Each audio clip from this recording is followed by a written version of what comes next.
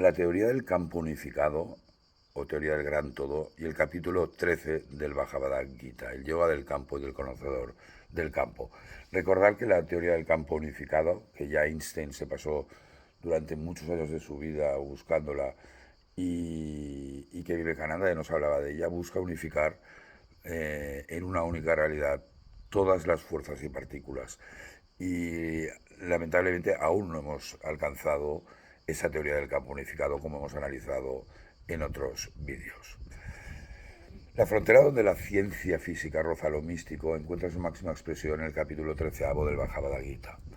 Mientras los laboratorios de física cuántica debaten cómo el acto de observar altera la materia y buscan una ecuación que unifique el cosmos, la sabiduría oriental ya disponía de un mapa perfecto para explicar esta interacción. Al desglosar el universo en el campo y el conocedor del campo, este texto sagrado nos revela que la materia y la mente no son realidades enemigas, sino expresiones vibratorias de un único tejido bajo el orden de Dios. Comprender esta verdad transforma por completo la búsqueda intelectual en una experiencia viva de unificación y retorno al origen.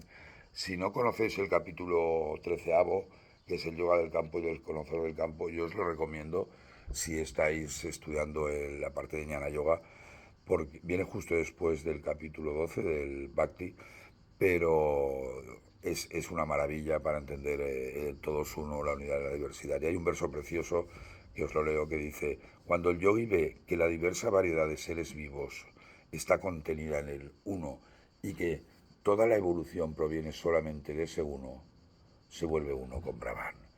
Es la esencia del todo es uno. En el Gita, el concepto de la teoría del campo unificado es casi idéntico al Kshetra-Jnana Vibhava Yoga, que es el capítulo 13. En este capítulo, Krishna explica que la realidad absoluta se divide sutilmente en dos componentes: el campo, el Kshetra, que es el cuerpo humano, nuestra mente, intelecto, deseos, emociones, ego y todo el universo material que nos rodea, estos árboles, esas montañas, todo. Es el escenario de lo que percibimos, lo mutable, lo que puede ser observado y medido, es decir, lo finito. En términos modernos es la materia y la energía. En términos vedánticos es todo lo que está sometido a nombres y formas.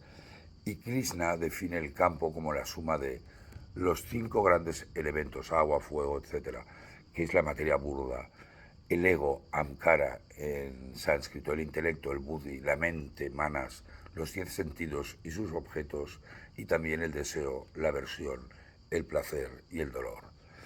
Es decir, la mente, las emociones y la materia física son parte del mismo cuerpo, del mismo campo, perdón.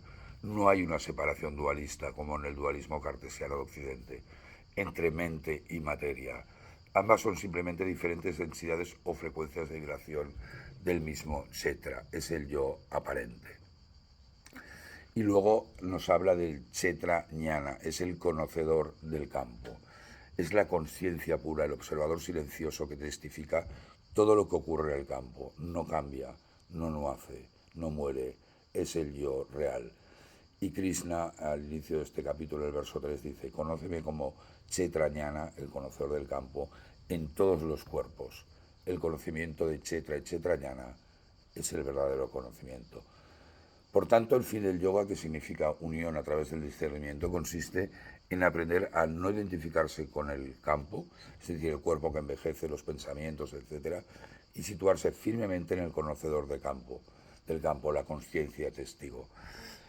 Y hay un verso precioso de otro capítulo, el 17, que Krishna nos dice: este Brahman indiviso, sin embargo, existe como dividido en todos los seres.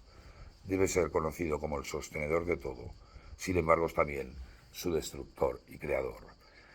Mientras la física moderna sigue buscando la ecuación matemática que demuestre que todo está conectado, la ciencia del yoga propone que no se necesita esperar a que los científicos se pongan de acuerdo.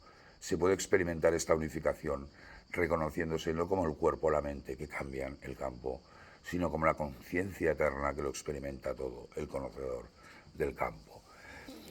El punto donde la teoría del campo unificado y la ciencia del yoga colisionan de forma más profunda es en el del efecto observador de la mecánica cuántica. En la física cuántica, una partícula, como un fotón, existe en un estado de superposición, una onda de infinitas posibilidades matemáticas, hasta que interactúa con un aparato de medición o un observador consciente. En ese instante la función de onda colapsa en una sola realidad física, una partícula con una posición definida. Por ello el físico John Wheeler propuso el concepto de universo participativo. El cosmos no es un objeto que existe allí fuera de forma independiente, requiere de la conciencia para actualizar sus posibilidades en hechos concretos.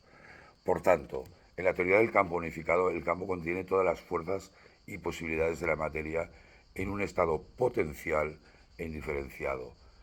En la ciencia del yoga, el Kshetrajnana, el conocedor, es la conciencia pura que al dirigir su atención hacia el campo Kshetra hace que la matriz de energía indiferenciada tome forma como experiencias, objeto y ego. El físico John Hagelin, hay otro vídeo que hablaremos sobre él, que es doctor en física cuántica por la Universidad de Harvard, dedicó gran parte de su carrera a demostrar que la estructura del campo unificado en la teoría de las supercuerdas es isomórfica, es decir, tiene la misma estructura formal y muy similar al campo de conciencia pura descrito en los Upanishads, el Satchitananda, la existencia pura y limitada más allá de espacio y tiempo o nombres y formas. La teoría del campo unificado busca la unidad de la naturaleza a través del análisis de lo objetivo, los objetos del campo. El Advaita busca la unidad a través de la exploración de lo subjetivo, el conocedor del campo. Por tanto, ambos campos son en realidad las dos caras de una misma moneda. La materia es simplemente la conciencia en su aspecto objetivo, vibrando a baja frecuencia, y la conciencia es el campo unificado en su aspecto subjetivo, reconociéndose a sí mismo. El universo no es una colección de objetos materiales interactuando en el espacio, sino un único océano de conciencia viva que se percibe a sí mismo a través de infinitos puntos de vista locales, que es algo muy similar al concepto de noosfera que nos habla Pierre Teilhard de Chardin.